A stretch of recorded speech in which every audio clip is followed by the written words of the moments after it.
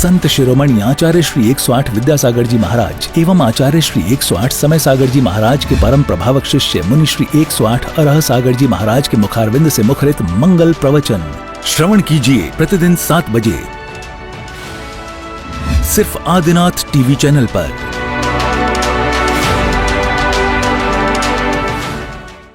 राजस्थान के किशनगढ़ का Tilak stone and arts private limited, जो अपनी चमक दमक के लिए प्रसिद्ध है, जहां पर मिलता है हर प्रकार का उच्च क्वालिटी का मार्बल एवं उससे बने उत्पाद, ऐसे ही तिलक ग्रुप परिवार को सौभाग्य मिला है परम पूज्य मुनि श्री अरह सागर जी महाराज के प्रवचन का पुण्यार्जक बनने का। ये एक ऐसा परिवार है जो समाज एवं संत सेवा में हमेशा अग्रसर रहता है और इसकी सेवाएं भी हमेशा उपलब्ध रहती हैं। इस कार्यक्रम के पुण्यार्जक हैं स्वर्गीय श्री ताराचंद जी प्रेमलता जी गंगवाल की पुण्य स्मृति में प्रवीण संजय राजीव ऋषिका शाश्वत एवं विधान गंगवाल तिलक ग्रुप और तिलक मार्बल परिवार किशनगढ़ राजस्थान के सौजन्य से। वेबसाइट www.tilakstonearts.com, संपर्क सूत्र 9319374633, ईमेल sales@tilakstonearts.com। इस कार्यक्रम के पुण्यार्जक हैं स्वर्गीय श्री ताराचंद जी प्रेमलता जी गंगवाल की पुण्य स्मृति में प्रवीण संजय राजीव ऋषिका शाश्वत एवं विधान गंगवाल तिलक ग्रुप और तिलक मार्बल परिवार किशनगढ़ राजस्थान के सौजन्य से। वेबसाइट www.tilakstonearts.com, संपर्क सूत्र 9319374633, ईमेल sales@tilakstonearts.com।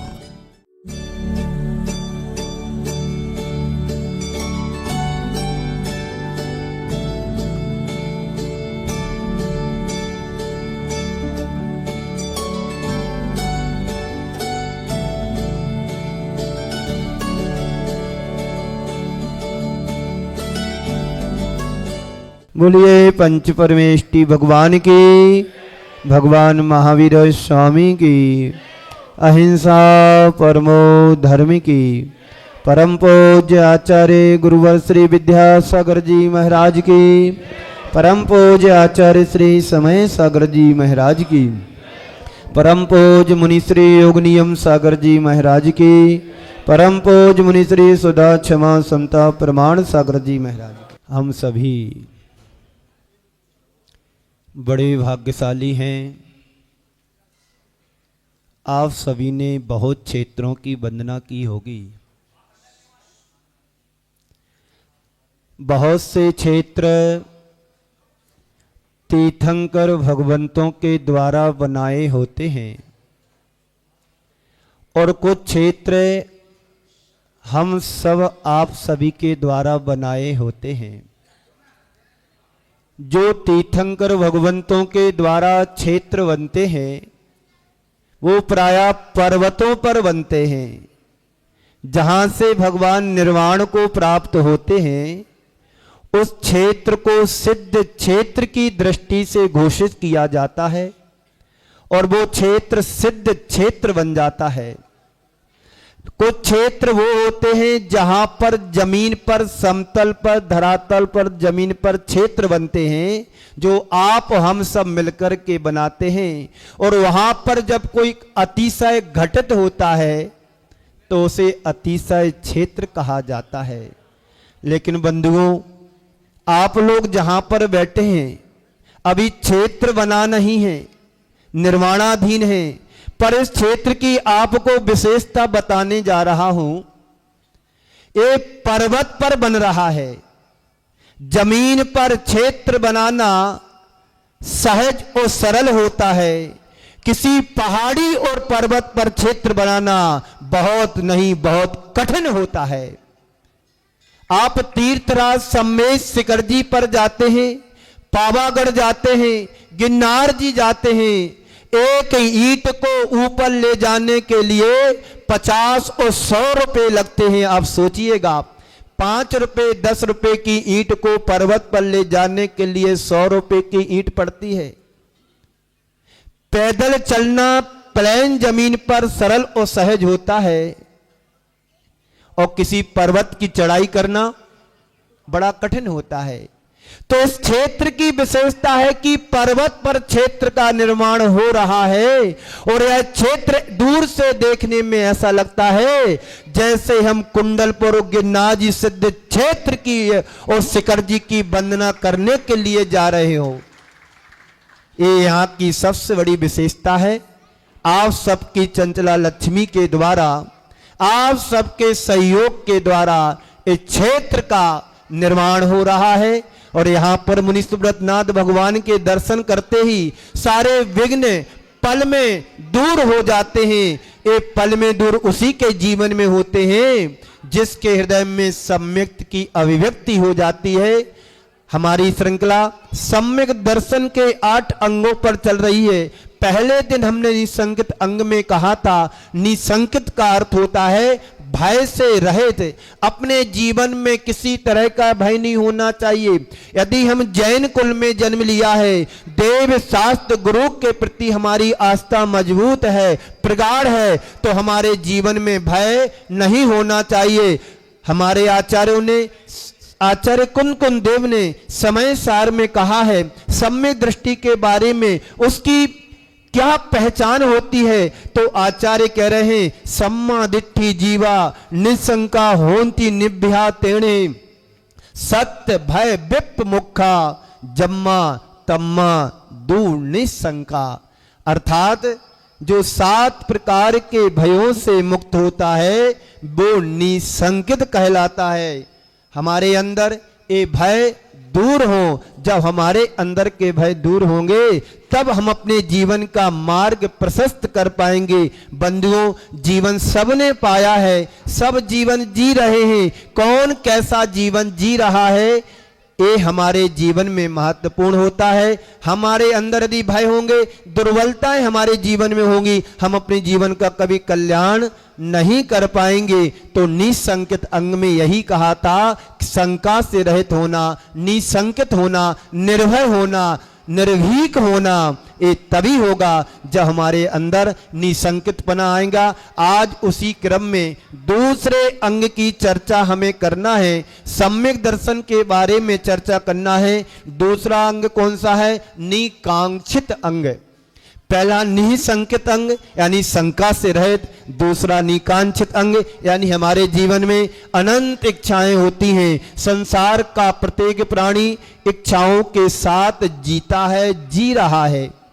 आपके अंदर अनंत इच्छाएं हैं। एक इच्छा पूरी करने की तैयारी हम करते हैं, वो पूरी नहीं हो पाती है। दूसरी इच्छा हमारी जन्म लेने लगती है, दूसरी इच्छा हमारी उत्पन्न होने लगती है, दूसरी इच्छा की प्लानिंग करते हैं। अनंत इच्छाएं हमारे अंदर तैरने लगती हैं। हमारी इच्छाओं का सिलसिला तो वैसा है जैसे एक शांत सरोवर में, सरोवर समझते हैं ना, या बर्तन में पानी रखा हुआ है, एक कोपर में पानी रखा है या बाल्टी में पानी रखा है, बिल्कुल शांत है। आप उसमें अपना दर्पण भी, अपना उसमें चेहरा भी देख सकते हैं शांत पानी में। और आपका कोई सा भी छोटा सा बच्चा आया, उसको थोड़ा सा एक कंकड़ उसमें डाल दिया, वो पानी हिल जाता है, उसमें से बलय निकलना शुरू हो जाती है। समुद्र में या सरोवर में ऐसा होता है। ऐसे ही हमारे मन में इच्छाएं होती हैं। अभी आपकी इच्छा घूमने की है, घूम रहे हैं, घर जाते ही दूसरी इच्छा जन्म लेगी, अब मेहमानों के घर जाना है, उसके बाद फिर कहीं शादी में जाना है, उसके बाद फिर कहीं पिकनिक के लिए जाना है, उसके बाद कहीं होटल में जाना है। एक इच्छा पूरी होती नहीं। अब सीजन आ रहा है, त्योहार आ रहा है, अब शादी आ रही है, शॉपिंग करना है, अब शादी आ रही, ज्वेलरी खरीदना है। पता नहीं कौन कौन सी इच्छाएं तुम्हारे जीवन में होती रहती हैं। तो सम्यक दर्शन वह परम तत्व है जो हमें हमारे आत्म वैभव का परिचय कराता है। आप धन वैभव का परिचय तो बहुत अच्छे से कर लेते हैं और जानते भी हैं पैसे क्या होते हैं। एक छोटा सा बच्चा है, उसको 100 का नोट दोगे, 200 का नोट देंगे, वो बच्चा हाथ से पकड़ लेगा और कागज का टुकड़ा देंगे, फेंक देगा। आप देख लेना अपने बच्चों के साथ। तो जो हमारे आत्म वैभव का परिचय कराता है, अंतर जगत का दर्शन कराता है, सम्यक दर्शन वह दृष्टि है जो हमारे आत्म तत्व का परिचय करा देती है, जिसे हमें स्वयं की स्वयं से स्वयं की पहचान कराता है। सम्यक दर्शन वह परम ज्योति है जिसे वह आत्म दर्शन का दर्शन कर पाते हैं, जिससे सम्यक्त को प्राप्त कर पाते हैं। सम्यक्त वह परम ज्योति है, उसका जीवन धन्य हो जाता है जिसके हृदय में ये ज्योति प्रकट हो जाती है। आज मैं आपसे उसी सम्यक्त के बारे में चर्चा करने जा रहा हूं। थोड़ी सी बात सम्यक्त के दूसरे अंग की है, जिसे निकांक्षित अंग कहा गया है। निकांक्षित अंग का मतलब होता है कांक्षातीत हो जाना। हमारे प्रभु कैसे हैं? इच्छाओं से सहित हैं कि इच्छाओं से रहित? बोलिए। आप रोज दर्शन करते हैं, रोज प्रार्थना करते हैं, रोज पूजन करते हैं। आप भगवान से मांगने जाते हैं कि भगवान के चरणों में इच्छाओं को समर्पित करने जाते हैं? बोलिए। आप लोग सुनो, ध्यान से सुनो। ओ भाई साहब, आपसे अभी पूछा जाए सम्यक दर्शन के कितने अंग और 5वें अंग का नाम बताओ, तो आप बता नहीं पाओगे। आप बच्चों से पूछो 24 तीर्थंकर के नाम बताओ, तो बता नहीं पाएंगे। और कोई गुरु यदि तुम्हारे सामने उपदेश दे रहा हो तो विनय से उनका श्रवण करना चाहिए, क्योंकि विनयम मोक्षम द्वारम। विनय मोक्ष का द्वार है, और उसी विनय के माध्यम से हम अपने सर्वोच्च शिखर पर व्यक्ति पहुंच सकता है। तो बात में निकांक्षित अंग की कर रहा हूं। निकांक्षित का मतलब होता है कांक्षातीत हो जाना। कांक्षा का मतलब है हमारी इच्छाएं, हमारे अंदर की चाह, हमारी अंदर की अपेक्षाएं। आप किसी से अपेक्षा रखते होंगे और तुम्हारी अपेक्षा की सामने वाला पूर्ति नहीं करता है, तो तुम्हें कैसा लगेगा? दुख होता है, बुरा लगता है कि देखो मैं इसको कितना चाहता हूं और सामने वाला मुझे इग्नोर कर रहा है, सामने वाला मुझे नजरअंदाज कर रहा है। तो इच्छाओं से रहित हो जाना निकांक्षितपना है। तो हमारे अरिहंत भगवान कैसे हैं? इच्छाओं से रहित। इच्छाएं हमारे अंदर की दुर्बलताएं हैं, हमारे अंदर की कमजोरी है। हम जितनी जितनी इच्छाओं को पूर्ति करने के लिए जाते हैं, उतनी उतनी हमारी इच्छाएं, आकांक्षाएं बढ़ती चली जाती हैं। हमारी इच्छाएं कैसी हैं पता है? जैसे रबड़ को खींचोगे तो खिंचती चली जाती है, ऐसे ही हमारी इच्छाएं बलवती होती चली जाती हैं, और उससे रहित हो जाना निकांक्षित है। हर मनुष्य के अंदर इच्छाएं हैं, अपेक्षाएं हैं, और अनंत इच्छाओं का पिंड भी है। इन इच्छाओं को, आकांक्षाओं को जीतने वाला ही जन ना होकर के जिन बन जाता है, जिन्हें हम परमात्मा की श्रेणी देते हैं, जिन्हें हम परमात्मा कहते हैं, जिन्हें हम परमेश्वर कहते हैं, जिन्हें हम सिद्ध कहते हैं। संसार का प्राणी के अंदर जब तक इच्छाएं, वो संसारी कहलाता है, और जिनकी इच्छाएं शांत हो जाती हैं वो संसारातीत बन जाता है। हमारा प्रयास संसार से मुक्त होने का होना चाहिए। अनंत काल हमने इसी में व्यतीत कर दिया। किस में व्यतीत कर दिया हमने अनंत काल? इच्छाओं की पूर्ति में। संत कहते हैं इच्छाओं की पूर्ति इच्छाओं के नियंत्रण से होती है। हम इच्छाओं को नियंत्रण करेंगे तो इच्छाएं हमारी शांत होगी। इच्छाओं की पूर्ति इच्छाओं से नहीं। जैसे आग में, आग को बुझाने के लिए घी डालेंगे तो आग शांत होगी? बढ़ेगी। हम इच्छाओं की पूर्ति करेंगे तो इच्छाएं तुम्हारी शांत नहीं होंगी, इच्छाएं बलवती होंगी। तो भगवान महावीर कहते थे जो दूसरों को जीतता है वो वीर कहलाता है, और जो स्वयं को जीत लेता वो महावीर बन जाता है, कहलाता है। और स्वयं को जीतता है वह महावीर कहलाता है। संसार के जितने भी प्राणी हैं वो किसी न किसी इच्छा और आकांक्षा से भरे हुए हैं। हमें अपने अंदर की इच्छाओं की पड़ताल करना है, इच्छाओं को समझना है और इच्छाओं को समझ करके एक डिसीजन लेना है, एक निर्णय लेना है कि इन इच्छाओं को मैं जिंदगी से पूर्ति करता चला रहा हूं, लेकिन आज तक किसी भी इच्छा की पूर्ति में नहीं कर पाया हूं और आज यदि इनकी इच्छाओं की पूर्ति भी करूंगा तो इनसे हमें कोई लाभ होने वाला नहीं है। लाभ तो तब होगा जब तुम्हारे अंदर की अपेक्षाएं, इच्छाएं शांत हो जाएंगी। तो हर मनुष्य के मन में कोई ना कोई इच्छा जरूर होती है, व्यक्ति के मन में कोई ना कोई चाह होती है और जब तक चाह है तभी तक हमारे अंदर दाह है। जहां चाह वहां दाह है। हमारे जीवन के दुखों का मूल कारण है हमारे मन में होने वाली इच्छाएं। एक छोटे बच्चे होते हैं ना जी, इनके अंदर कोई चाह नहीं होती है, अभी इनकी चाह बहुत सीमित होती है, खाना पीना ओढ़ना पहनना। जैसे जैसे बच्चे बड़े होते हैं उनकी चाह और इच्छाएं भी विस्तार को पाती चली जाती हैं। तो हमारे जीवन के दुखों का मूल कारण है मन में उत्पन्न होने वाली इच्छाएं, हमारी चाहें। जिस मनुष्य के अंतरंग में जितनी अधिक इच्छाएं होगी, चाह होगी, उतनी अधिक उसकी आकुलता बढ़ेगी। बच्चों को 100 का नोट दे दो, बड़ा खुश होगा, उसकी चाह खत्म हो जाएगी। और बड़ों के लिए 5,000 भी दे दो तो उसकी चाह बढ़ेगी। आज 5 मिले, 1 घंटे बाद 10,000 मिल जाए। आज 5 लाख की बिक्री की, 5 लाख की प्रॉपर्टी और कल हमें 10 लाख का प्रॉफिट होना चाहिए। छोटे बच्चों की चाह छोटी होती है, बड़े लोगों की चाह बड़ी होती है और ये चाह तो बढ़ती चली जाती है, कभी घटती नहीं है। हमें अपने जीवन में चाह को घटाना है और अपने अंदर के अंतरंग तत्व को प्राप्त करना है।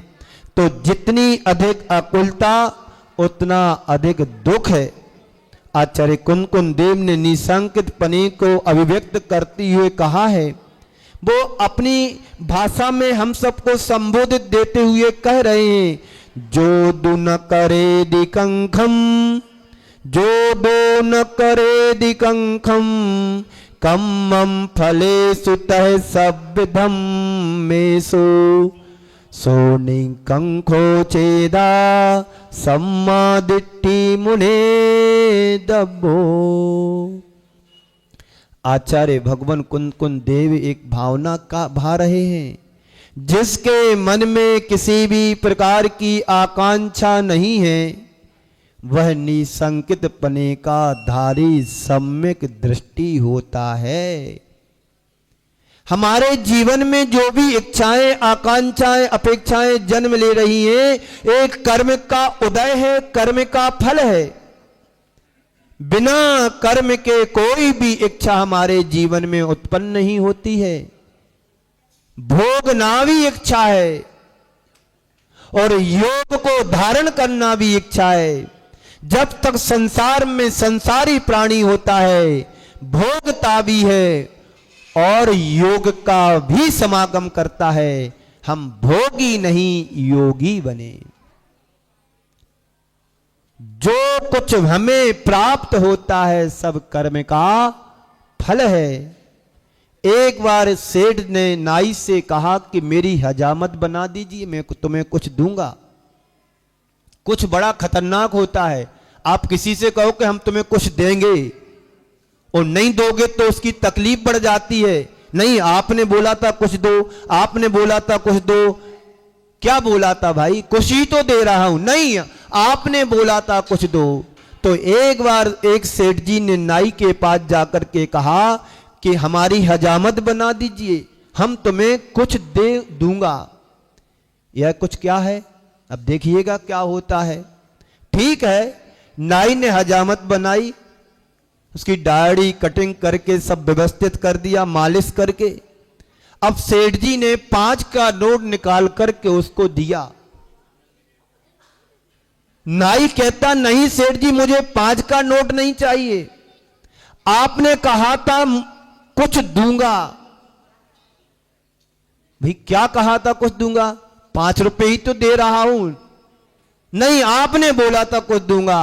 सेठ जी 5 रुपए से लेकर के 100 रुपए तक पहुंच गए, उसने पैसा नहीं लिया। आप तो कुछ दो जो आपने बोला था। अब सेठ जी ने अपनी बनिया बुद्धि लगाई और कहा कि देख, सामने सुराई रखी है ना, मुझे प्यास लग रही, 1 गिलास पानी ला करके दो, फिर तुम्हें कुछ दूंगा मैं, फिर तुम्हें कुछ दूंगा।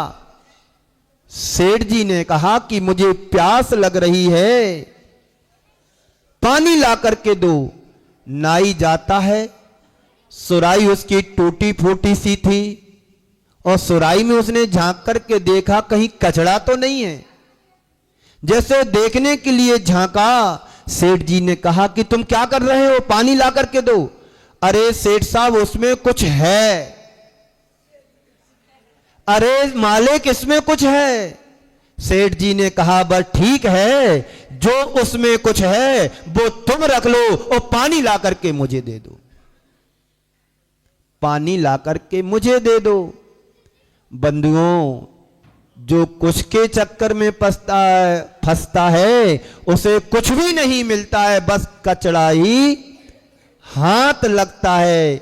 आप चाहते हो कि हमारा कुछ लगे तो सब कुछ पा जाओगे, और कुछ के चक्कर में तुम कुछ भी नहीं लगाओगे तो हाथ मलते रह जाओगे।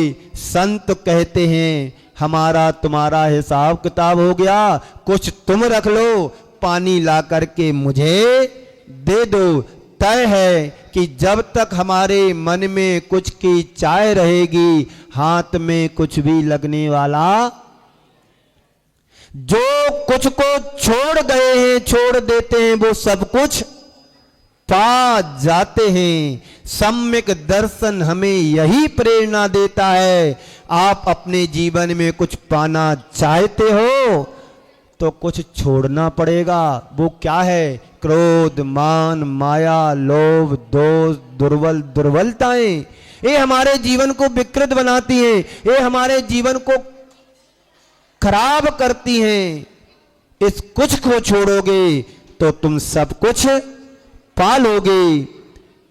हम इस संकित पने को प्राप्त करें तो आचार्य समंत्र भद्र महाराज ने भी कहा है, कर्म पर वसई शांतई दुखई रंत ऋतोदय, पाप बीजे सुखे अनाथता श्रद्धाना कांक्षणा स्मृता। मार्गदर्शन देते हुए आचार्य समंत्र भद्र महाराज कह रहे हैं, संसार का जो सुख है वह कर्माधीन है। आपको सर्दी लगती है, आप अपनी व्यवस्था बना लेते हैं, कपड़े ओढ़ लेते हैं, कपड़े पहन लेते हैं। क्यों? आपको दुख हो रहा है, आपने सुख की व्यवस्था बना ली। कितनी देर के लिए? थोड़ी देर बाद गर्मी लगेगी, आपका सुख कहां चला गया? है ना पराधीन सुख। पराधीन सपने सुख नाही, ऐसा हम पढ़ते हैं, सुनते भी हैं।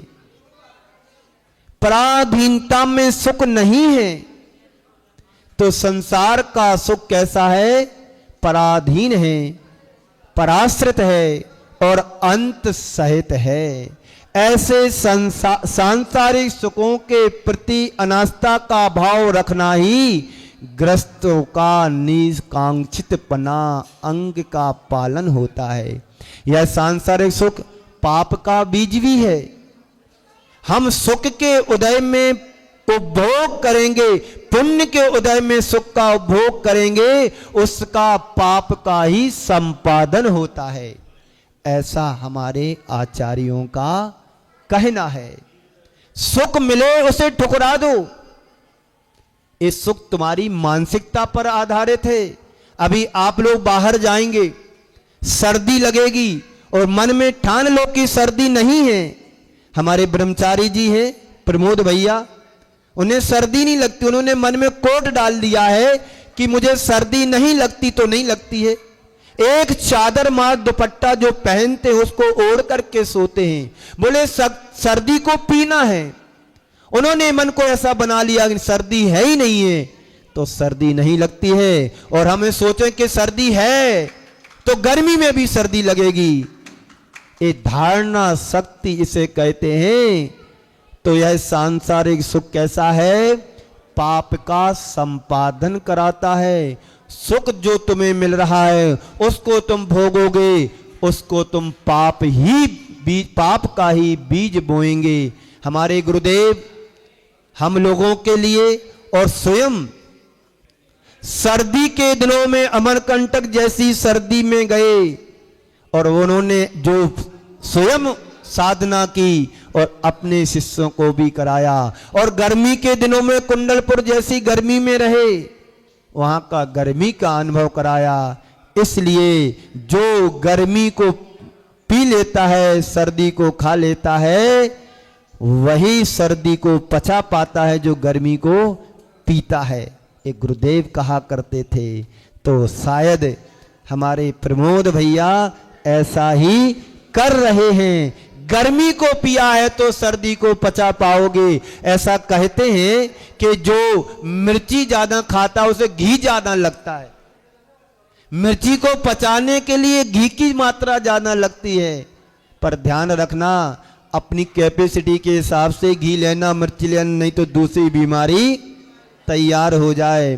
तो मैं कह रहा था, एक सच्चे धर्मात्मा की यही विशेषता होती है कि वह संसार में जीता जरूर है, लेकिन स्वयं में जीने की कला वह सीख लेता है। आचार्य कहते हैं, संसार में रहो, संसार की भीड़ में भी रहो, लेकिन अपने आप में रहोगे तो कभी दुख होगा नहीं। व्यक्ति के जीवन में दुख कब आता है? जब उसके साथ अपेक्षाएं जुड़ जाती हैं, अपेक्षाओं को जोड़ लेता है, चाहे को जोड़ लेता है। आप अभी निश्चिंत बैठे हैं और कोई तुमसे कह दे कि भूकंप आने वाला है, तो भूकंप जब आएगा तब आएगा, लेकिन आपके दिमाग में भूकंप पहले आ गया, आपके अंदर भय पहले आ गया। आप सम्यक दृष्टि कैसे रहे? सम्यक दृष्टि के अंदर न कोई भय होता है, न कोई आकांक्षा होती है, न कोई इच्छा होती है। वो तो आकांक्षा तीत होता है, भय मुक्त होता है। तो संत कहते हैं, संसार में रहो पर सांसारिकता से दूर रहो। पाप करते हुए भी पाप से अलिप्त रहो। सम्यक दृष्टि की यही स्थिति तो है। कीचड़ में रहने वाले कमल की तरह रहता है। महानुभाव, हमारा ध्येय भोग नहीं योग होना चाहिए। हमारा साध्य भोग नहीं, हमारा साध्य होना चाहिए। हमारा लक्ष्य पदार्थ नहीं, हमारा लक्ष्य परमार्थ होना चाहिए। दो तरह का पानी होता है। एक पानी वह है जो आपके टैंक में भरा होता है, उसमें डाला जाता है, और एक पानी वह होता है जो झरने का पानी होता है, जिसका मूल स्रोत झील होती है। दोनों पानी है। टैंक का पानी समय पाकर के गंदा हो जाता है, सड़ने लगता है, कीड़े पड़ जाते हैं, और जो मूल स्रोत से जल जुड़ा होता है, पानी सरोवर का होता है या कुएं का होता है, उसमें कभी गंदगी नहीं आती है। गंदगी कब आती है? जब वो एक जगह रुक जाता है। और स्वच्छता कब रहती है? जब पानी बहता रहता है। जो स्वाभाविक होता है वह स्वाभाविक निर्विकार होता है, और जो वैभाविक होता है उसमें विकार आ जाता है। संत कहते हैं, सारा सुख हमारा पराधीन है, इसलिए वह विकृत है। आत्मा का सुख स्वाभाविक होता है, इसलिए वह निर्विकार होता है। एक तरफ तो अमृत है और दूसरी तरफ खारे जल का सागर है। दोनों पानी है, लेकिन जिसमें अमृत की बूंद चख ली, क्या उसे सागर के खारे जल का पान करने का मन होगा? अब भक्तांबर में भी पढ़ते हो, खा लो दधी का खारा पानी, पीना चाहे कौन पमान।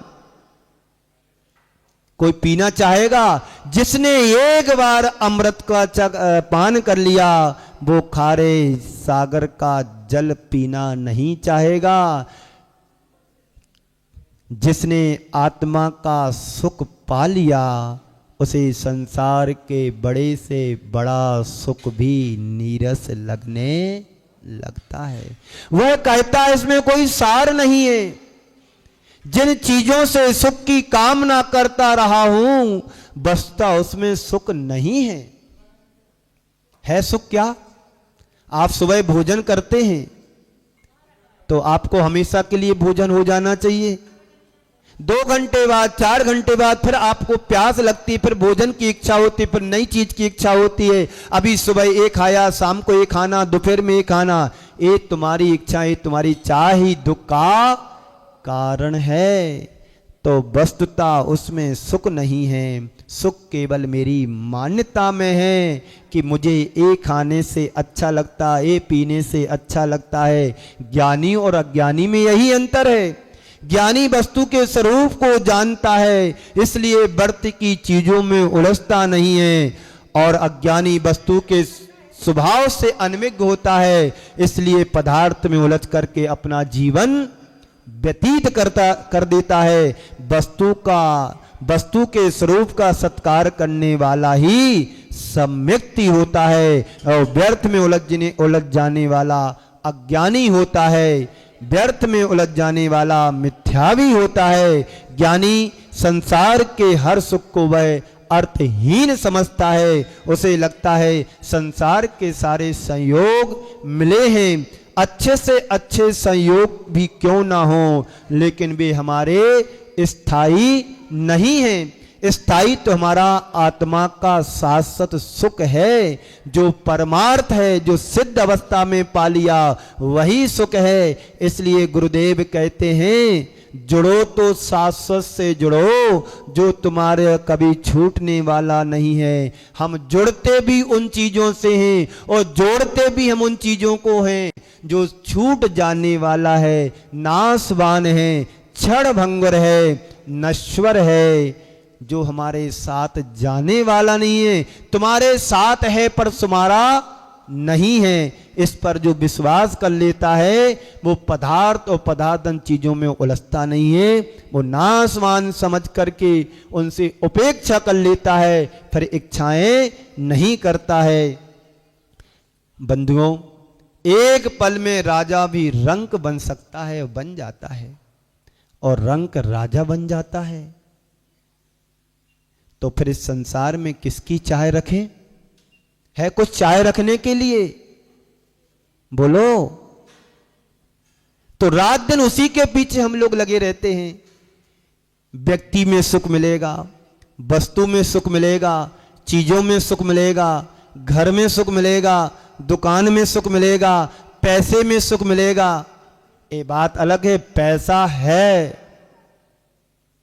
बहुत कुछ, लेकिन सब कुछ नहीं है। पैसे से आप शांति धारा कर सकते हो, पर पैसे से तुम अंदर की शांति नहीं पा सकते हो। पैसे से आप औषधि खरीद सकते हो, पैसे से निरोगता नहीं खरीद सकते हो। पैसे से वस्त्र खरीद सकते हो, लेकिन पैसे से अंदर का सुकून नहीं खरीद सकते हो। ये सारी चीजें तुम्हें कांक्षातीत बनना पड़ेगा, निकांक्षित बनना पड़ेगा, तब तुम्हारे अंदर का सुख तुम्हें सुख जैसा प्रतिभास होगा। हमारा सुख आभास जैसा है, सुख नहीं है, सुखाभास है। जे त्रिभुवन में जीव अनंत सुख चाहे दुख से भय बनते। संसार के सारे जीव सुख को चाहते, दुख से भयभीत होते हैं, और आप लोग उसी सुख को सुख मान रहे जो छोड़ करके पहले आए, और यही उस सुख को पाने के लिए तैयारी कर रहे हो। ये तुम्हारा सुख वस्तु का सुख है, शाश्वत सुख तो परमार्थ का सुख है। तो एक पल में राजा रंक बन जाता है, और रंक राजा बन जाता है। तो फिर हम इस संसार में किसकी चाह रखें? ये तो क्षण भंगुर है, क्षण क्षण परिवर्तित होने वाला है। पाप और पुण्य का खेल है, पुण्य का योग बनता है तो प्रतिकूलताएं भी अनुकूलताओं में बदल जाती हैं, और पाप का प्रकोप जब आता है तो पुण्य भी पाप में बदल जाता है, अनुकूलताएं भी प्रतिकूलता में बदल जाती हैं। ये सब एक पल का खेल है, एक पल में खेल हो जाता है। यही तो पाप और पुण्य का खेल है। जैसे पुण्य का प्रभाव होता है वैसा हमारा जीवन बन जाता है। पाप और पुण्य का खेल समझना है। एक बार ऐसा हुआ, हवा के तेज झोंके से हवा का तूफान आया, एक कागज का टुकड़ा पर्वत के ऊपर जा गिरा।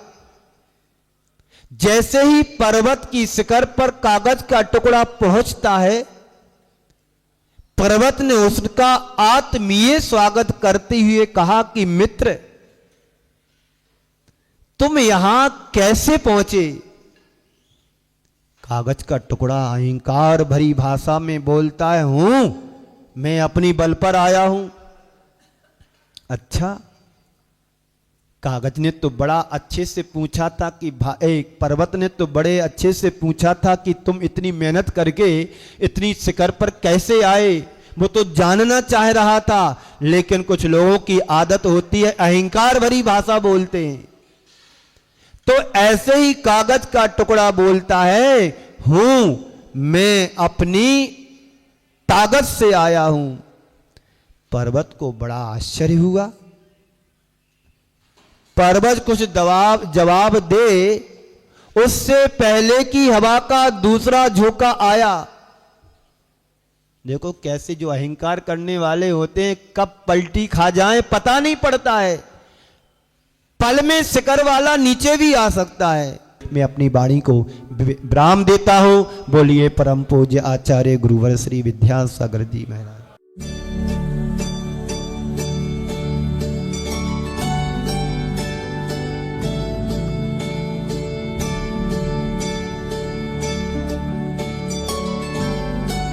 इस कार्यक्रम के पुण्यार्जक थे स्वर्गीय श्री ताराचंद जी प्रेमलता जी गंगवाल की पुण्य स्मृति में प्रवीण, संजय, राजीव, ऋषिका, शाश्वत एवं विधान गंगवाल तिलक ग्रुप और तिलक मार्बल परिवार किशनगढ़ राजस्थान के सौजन्य से। वेबसाइट www.tilakstonearts.com, संपर्क सूत्र 9319374633, ईमेल sales@tilakstonearts.com। संत शिरोमणि आचार्य श्री 108 विद्यासागर जी महाराज एवं आचार्य श्री 108 समय सागर जी महाराज के परम प्रभावक शिष्य मुनि श्री 108 अरह सागर जी महाराज के मुखारविंद से मुखरित मंगल प्रवचन श्रवण कीजिए प्रतिदिन 7 बजे सिर्फ आदिनाथ टीवी चैनल पर।